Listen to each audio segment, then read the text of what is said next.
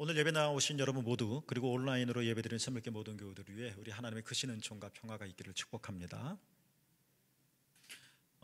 제가 많은 소설을 읽는 것은 아니지만 한국 사람이 쓴 소설 중에 참 감동적으로 처음부터 끝까지 펼쳐서 그냥 반나절에 다 읽어버렸을 만한 그런 재미난 감동적인 소설이 있었는데, 알로하 나의 엄마들이라고 하는 소설입니다. 알로하는 하와이어 말로 헬로, 인사말입니다. 가난한 조선에서 사는 것이 너무 힘들어서 하와이 사탕수수 농장에서 일하는 남자와 그의 사진 한 장 달랑구고 결혼한 여자들의 이야기입니다. 하와이 이민 간 남자들도 결혼을 그렇게 하고 싶으니까 그러나 소통하는 게 쉽지가 않아서 사진 한 장 중매쟁이를 통해서 전해주는데, 결혼을 해야 하니까 멋지게 사진을 찍죠.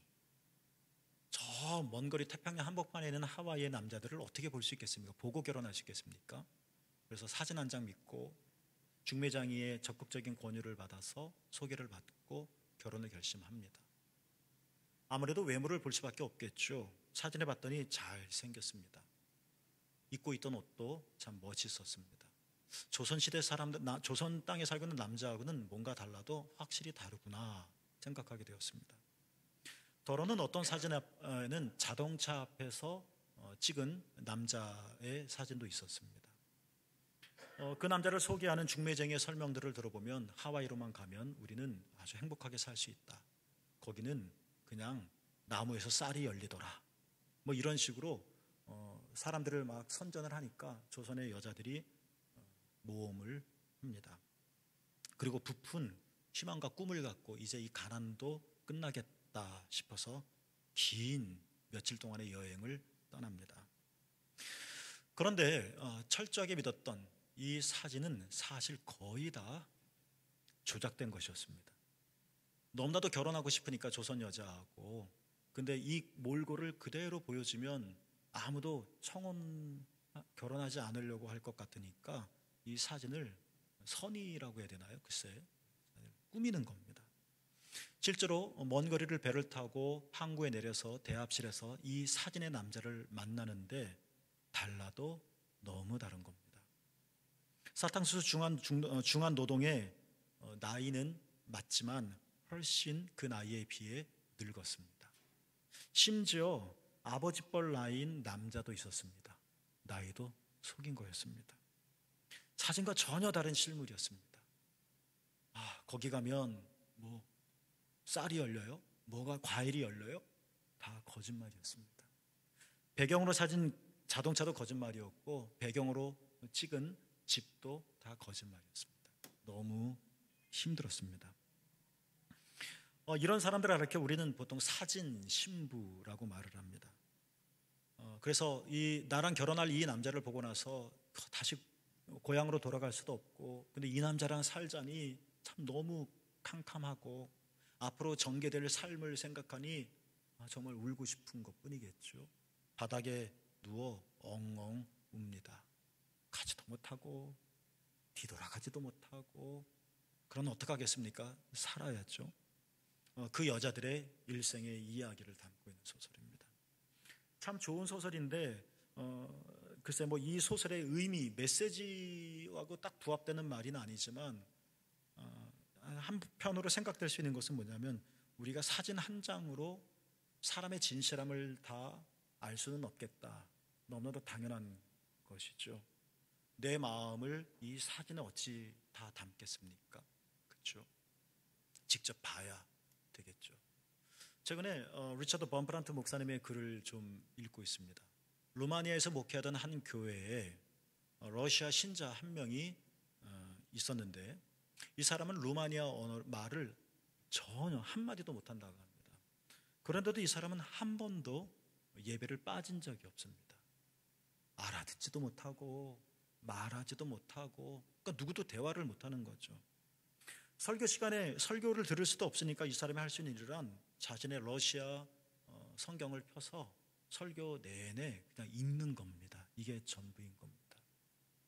너무나도 신앙생활하기 쉽지 않은 상황인데도 한 번도 교회에 빠지지 않는 이 러시아 신자가 기특해서 범프란트 목사님이 내가 이분을 위해서 좀 뭔가를 좀 하나 해줘야 되겠다, 뭔가를 좀 도와줘야 되겠다라는 생각이 들어서 어느 날 가까이 가서 예배를 마치고 가까이 가서 그 러시아 신자에게 당신이 지금 신약 성경에서 어떤 말씀을 읽고 있었고 그리고 그 말씀을 어떻게 이해했습니까? 하고 물었습니다. 도와줄 열망으로. 그런데 이 러시아 신자가 자기는 고린도전서 3장 말씀을 막 읽고 있었다고 하면서 거기서 받았던 은혜를 얘기를 하는데 이 얘기가 대단한 말입니다. 이 이야기를 듣고 범프란토 목사님도 어마어마한 사람인데 이 러시아 신자들의 얘기를 듣고 눈물을 흘린다고 그러죠. 여러분, 도대체 이러한 상황, 낯선 공간, 말이 안 통하는 예배당, 사람들과의 소통할 수 없음, 할 수 있는 것이란 고작 러시아 성경만을 읽을 수밖에 없는 여건. 그런데 이 러시아 신자가 성경 읽으면서 깨달은 말씀이 뭘까요? 이렇게 말을 했죠. 바울은 자신은 복음을 심고 아볼로가 물을 줬지만 자라게 하시는 이는 하나님이시라고 썼죠. 자신이나 아볼로는 아무것도 아니고 다만 하나님만이 모든 것이라는 결론을 내리고 있는 거죠.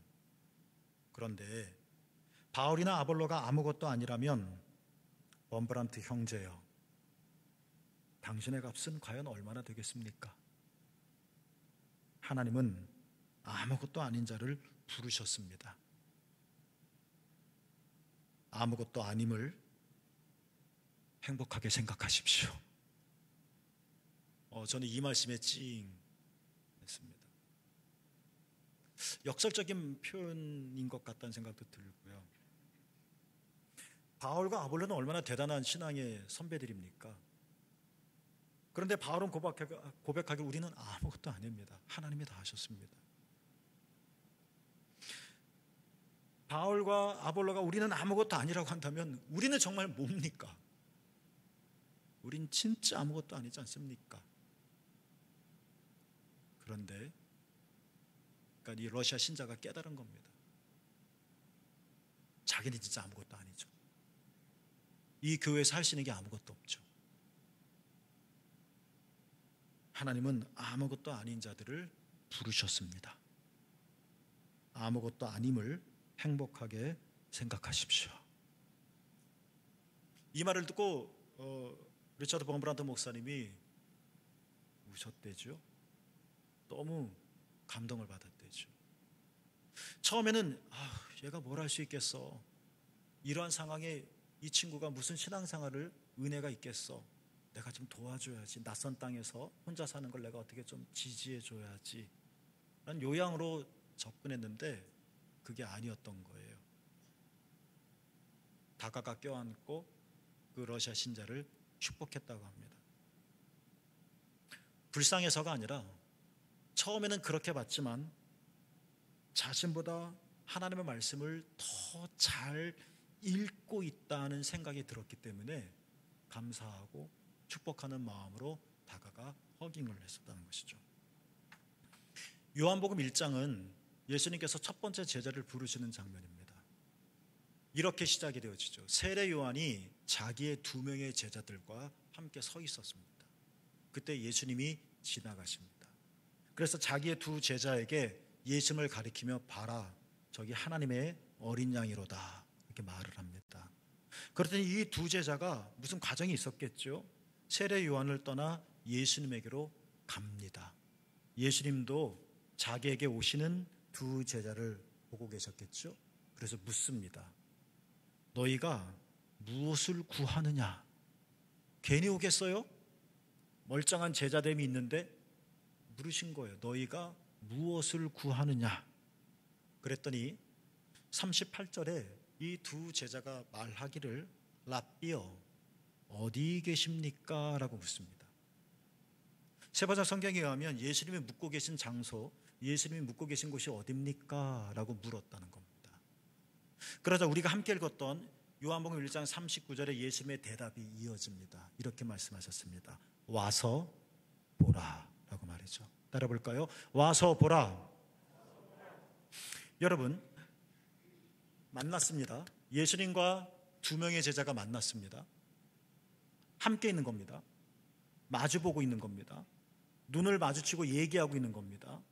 그런데 기껏 질문이 예수님은 무엇을 구하느냐, 뭘 구하든지 다 줄 수 있겠다는 예수님의 마음을 읽어내겠죠. 이런 예수님에게 기껏 질문한다는 것이 랍비여 어디에 계십니까? 어디에 묵고 계시는 겁니까? 당신의 사는 집은 어디입니까? 그러니까 여기는 아닌 거죠. 지금 만나고 있는 여기는 아닌 거죠. 우리는 지금 여기에 있는데 제자들은 어디를 지금 묵고 있는 거죠? 그렇죠? 이런 제자들의 말을 보면 공간적으로는 예수님과 함께 있지만 그 질문의 속에서는 아직까지도 심정적으로라고 할까요? 신앙적으로라고 할까요? 예수님과는 좀 멀찍이 떨어져 있는 것 같습니다. 세례 요한을 떠나서 예수님에게 갔으면 뭐가 있기 때문에 간 거잖아요. 그래서 예수님도 무엇을 구하느냐라고 물으신 거잖아요. 그러면 그거를 구하면 되잖아요. 핵심적인 걸. 그런데 어디 사십니까? 고향이 어디예요? 학교는 어디 나오셨습니까? 당신의 집은 어디죠? 마치 예수님과 이렇게 거리를 두고서 지금 이 자리, 지금 이 시간이 아닌 또 다른 어떤 시간과 다른 어떤 장소에 대해서 질문을 해대는 겁니다. 예수님이 간파하신 겁니다. 그래서 물으신 겁니다. 와서 보라. 그러니까 예수님은 그들이 떨어졌다는 것을 아는 겁니다. 물론 몸은 같이 있었습니다. 그러나 예수님은 그걸 보신 것이 아니라 그 질문 속에서 이들이 얼마나 예수님과 멀어져 있는가는 것을 아셨고 오라고 말하는 것입니다. 와라. 그리고 봐라 라고 말씀하신 겁니다. 이후에 와서 보라 갔겠죠. 그리고 받겠죠. 그러니까 이 단어들이, 대화의 단어들이 좀 은유적인 표현이 있기는 합니다만 이렇게 거리를 두고서 구하는 것이 뭔지, 멀찌감치 떨어져서 진리가 무엇인지, 아주 저 멀리 있는데 생명가 어디 있는지 이렇게 질문을 하는 것이 하지 말고 예수님은 와라, 와서 봐라 라고 말씀하신다는 겁니다. 이후에 그들은 39절 중간에 보면 그날 함께 거했다라고 말합니다. 이 말이, 이 단어가 주는 어떤 의미도 있을 거라는 생각이 듭니다. 몸으로는 같이 당연히 있었습니다. 그러나 이 몸만이 아니라 이제는 어디를 묻는, 예수님 앞에 두고 어디만 엉뚱한 건 묻는 이런 것이 아니라 함께 거합니다. 예수님과 함께 거합니다. 그 두 명의 제자 중에 한 명이 누구냐면 안드레입니다. 그래서 여러분 마태복음에 보면 요한복음에 보면 안드레가 이 예수님을 만난 것이 얼마나 벅찼는지 자기 형 베드로에게 가서 내가 그분을 만났어 하면서 데리고 갈 정도였습니다. 와서 보라는 것입니다. 저는 여러분이 그렇다는 이야기가 아니라 우리는 지금 마치 두 명의 제자가 예수님에게로 향하여 간 것처럼, 그래서 예수님과 마주하고 있는 것처럼 우리는 한 공간에 주님과 함께 있을 거라고 생각을 합니다. 우리는 성경을 읽으면서 이게 하나님의 말씀이다라고 생각하고 가까이 돼야 할 겁니다. 그러나 우리의 이런 몸뚱아리의 이런 가까움만이 아니라 우리가 정작 질문하고 우리의 생각은 지금 여기가 아니라 어디에 다른 곳을 찾고 있는 것이 아닐지 주님께서 우리에게 묻고 계시는 겁니다. 너의 다리만이 아니라 너의 시선도 너의 마음도 와라, 나에게로 와라, 그리고 봐라 라고 말씀하신다는 겁니다. 이렇게 거리를 두고 있는 것이 아니라 예수님에게 가서 예수님을 바라보고 마음을 다하여 바라봤더니 늘 함께 거하는, 요한복음에만 나오는 말씀처럼 예수님과 함께하는 이 신비로움을 경험하게 되어지고, 마태복음이나 다른 복음서에 보면 베드로와 이 안드레가 모든 것을 버리고, 아버지를 버리고 배를 버리고 예수를 따랐더라 했습니다. 우리의 삶을 다 내다 버리라고, 집안도 살피지 말고 뭐 신경도 쓰지 말고 이런 말이 아니라 자신의 삶을 새롭게 보기 시작했다는 것이죠. 내가 예수님을 멀찌감치 보았을 때는 그냥 어디 예수님 통하여 무엇 이것이 나의 주된 관심이었는데, 예수님의 말씀처럼 와서 예수님께 가까이 와서 예수님을 진짜 목격하고 그분과 함께 거하였더니 내가 내 자신의 삶을 달리 보게 되는 겁니다. 그리고 모든 것을 버릴 만큼, 이 말이 의미하는 핵심은 뭘까요? 모든 것을 버렸다. 바본가요? 이 말의 포인트는 뭘까요? 두려움이 사라졌다는 것이지 않을까요? 우린 두렵기 때문에 못 버리잖아요. 두렵기 때문에 이렇게 제껴놓지를 못하잖아요. 하나님께서 여러분에게 다 버려라는 말씀은 안 하시겠지만 다 버리고 예수를 따랐더라. 버림에 대한 두려움이 없는 거죠. 자신의 삶이 완전히 달라진 모습을 봅니다. 언제요? 와서 보라 하실 때 말입니다. 같은 요한복음 1장에 보면 뒤에 또 이런 이야기가 나옵니다. 또 다른 제자를 예수님께서 부르시는데 나다나엘을 부르십니다. 나다나엘은 어떤 사람이었느냐면 나사렛에서 무슨 선한 것이 나오겠느냐라고 말했던 인물이었습니다. 예수님이 고향이 나사렛이라는 얘기를 듣고 신통치 않게 생각했던 거죠. 되돌아가려고 했습니다. 그러나 그의 동료 빌립의 간곡한 요청에 의해서 예수님께로 갑니다. 요한복음 1장 46절에 보면 이런 표현이 나오죠. 나다나엘이 예수께로, 동사를 주목해 봅시다. 나다나엘이 예수께로 가서 나다나엘이 예수님을 보았더라. 똑같습니다. 예수님은 두 명의 제자에게 와서 보라라고 말씀하셨고, 나다나엘은 가서 보았더라. 가서 보기 전에는 나사렛에서 무슨 선한 것이 나오겠어? 거리가 있었는데 가서 보았더니 나다나엘이 고백합니다. 당신은 진짜 하나님의 아들이십니다.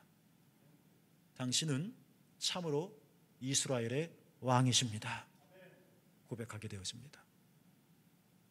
멀리 떨어져 있었을 때는 빌립에게 찾아가 이런 고민했다는 이야기는 예수가 어떤 분인지를 알았다는 얘기일 텐데, 그러나 그가 나사렛이라는 이야기, 멀리 떨어졌을 때는 이런 말밖에 못했었어요. 그러나 예수님께로 가서 예수님을 보았더니 당신은 진정으로 하나님의 아들이십니다. 더 놀라운 것은 예수님께서 이 나다나엘을 이전부터 알고 계셨다는 것이고, 그리고 예수님에게 나다나엘이 그런 말을 했더니 예수님이 이런 말씀을 하셨습니다. 나다나엘아, 하늘이 열릴 것이다. 너는 하늘의 일을 보게 되어질 것이다. 이런 축복도 합니다.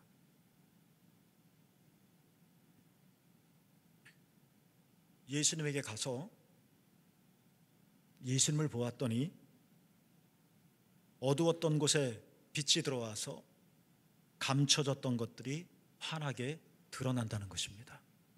하늘이 열렸더라. 참교회 여러분, 우리가 우왕좌왕하고 깜깜해서 더듬더듬거리고 우리가 오해하고 잘못 알고 무지해서 나사렛에서 선한 것이 나오겠느냐라고 말을 할 수 있더라도 와서 보라. 예수께로 가십시다. 예수님을 보십시다. 그럼 우리도 하늘이 열리게 되어질 것입니다. 그날 함께 거하더라. 예수님과 함께 거하는 이 놀라운 신비로운 기쁨들을 우리는 경험하게 되어질 것이죠. 예수님께서, 우리 주님이 이런 말씀을 하셨습니다. 마태복음 11장 28절에 수고하고 무거운 짐진 자들아 다 내게로 오라. 내가 너희를 쉬게 하리라. 우린 정말 수고하고 무거운 짐을 지고 있습니다. 삶의 무게가 만만치가 않습니다. 예전보다 분명히 생활에 편리함이 있었어요. 자동차도 있죠. 가전제품도 있죠. 삶은 훨씬 더 뻑뻑한 것 같습니다. 수고하고 무거운 짐이 있습니다. 말씀하십니다. 다 내게로 오라. 그러면 내가 너희를 쉬게 하리라. 여러분, 이 말씀을 우리가 잘 아는데요, 이 말씀을 우리가 다시 읽어봤으면 좋겠습니다. 예수님이 뭐라고 말씀하셨는지. 수고하고 무거운 짐 진 자들아, 예수님의 말씀입니다. 다 내게로 오라. 예수님 뭐라고 말씀하셨습니까? 내게로 오라라고 말씀하셨습니다. 예수님은 예배당으로 오라라고 말씀하지 않으셨습니다. 예수님은 교회 일로 나아오라라고 말씀하지 않으셨습니다. 예수님은 내게로 오라라고 말씀하셨습니다. 우리 주님께서는 주님께로 가는 것만을 원하시고 주님께로만 가는 것을 원하시는, 똑같이 제자들을 향해서만이 아니라 우리들에게도 말씀하십니다. 와서 보라. 예수 근처에 왔다고 떠들어야 되지만 더듬더듬 어디에 사십니까? 라고 먼 것만 얘기하지 말고 와서 봐라. 여러분, 예수께로 가시기를 축복합니다. 예수께로만 가시기를 축복합니다. 예수께로 왔다가 주변을 보고 우왕좌왕하며 나사렛에서 선한 것이 날 수 있겠어라고 말하면서 뒤돌아가지 마시고, 예배당에 나왔다가 여기도 뭐 똑같네 하면서 뒤돌아가지 마시고 예수께로 나가시기를 바랍니다. 그분이 우리의 구원자이십니다. 내게로 오라. 참으로 우리가 주님께로 가서, 우리가 세례 요한을 떠나서 예수께로 가서 갈 뿐만 아니라 와서 봐서 그분과 함께 거할 때, 그분만을 보게 되어질 때 수고하고 무거운 짐은 가볍게 되어질 것이고 참된 쉼을 얻게 되어질 것입니다. 우리가 신앙생활에 얼마나 많은 제약이 있습니까? 그 러시아 신자들처럼 언어가 제약되어지고, 우리는 막 날개짓을 하고 싶은데 이 한계에 부딪혀서 날개짓을 못할 때가 얼마나 많이 있습니까? 몸이 아파서 그럴 수도 있고, 가족에게 문제가 생겨서 그럴 수도 있고, 내 성격의 문제일 수도 있고, 기타 등등 많겠죠. 셀 수 있겠습니까? 그러나 그 러시아 신자는 다 부족했지만, 거의 다 부족했지만 예수님을 만났습니다. 예수께 갔습니다. 예배도 제대로 드릴 수 없고 설교 말씀도 제대로 드릴 수 없었지만 예수께로 와서 예수를 보았던 것입니다. 우리는 연초에 그림 하나를 보았습니다. 이게 뭔가 싶었던 그 그림 20초를 집중했더니 놀랍게도 우리는 예수님을 봤습니다. 떨어져 이게 뭐야? 앞뒤 종이 흐느적거리며 살피는 게 아니라 집중하여 20초, 눈 떼지 않고 20초를 주목했었던 것처럼 와서 보라. 예수께로 가고 예수님만 보게 되어지기를 축복합니다. 우리의 삶이 흔들릴 때, 우리 삶이 무력해지기도 하고, 우리 삶에 무정함이 들어오기도 하고, 우리의 믿음의 선배는 이러한 우리들에게 이렇게 말합니다.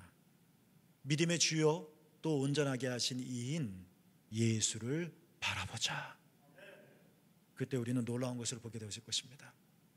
하늘이 열려지게 되어질 것입니다. 예수님과 동행하게 되어질 것입니다. 말씀 하나하나가 살아서 꿈틀꿈틀 내 심장을 떨리게 만들 것입니다. 와서 보라. 예수께 왔다면 예수만 보십시다. 그분 안에 생명이 있습니다. 우리가 근심하는 모든 문제에 해결이 거기에 나옵니다. 우리가 들어가고 싶은 모든 문의 열쇠가 그분에게 있습니다. 예수께로 가시고 예수께로 주목하시고 예수를 보셔서 1년 365일을 어떤 바람이 불더라도 승리하며 평강 가운데 나가시는 여러분 모두가 되기를 주님의 이름으로 축복합니다. 기도하겠습니다. 하나님 아버지, 사진 한 장으로 어떻게 사람을 다 알 수 있겠습니까? 처음부터 넌센스죠. 종이 한 장으로 예수님을 어떻게 다 이해할 수 있겠습니까? 멀리 봐서 예수님을 어떻게 다 품을 수 있겠습니까? 아버지 하나님, 예수께로 가게 하옵소서. 가서 예수님만 보게 하옵소서. 거기에 생명을 경험하게 하시고 거기서 치유와 회복이 있게 하옵시고, 하나님 아버지, 예수를 껴안아 나갈 때 우리가 살아갈 수 있게 하옵소서. 여기 계신 모든 교도를 축복합니다. 우리 주님 예수님의 이름으로 간절히 축복하며 기도하옵나이다. 아멘.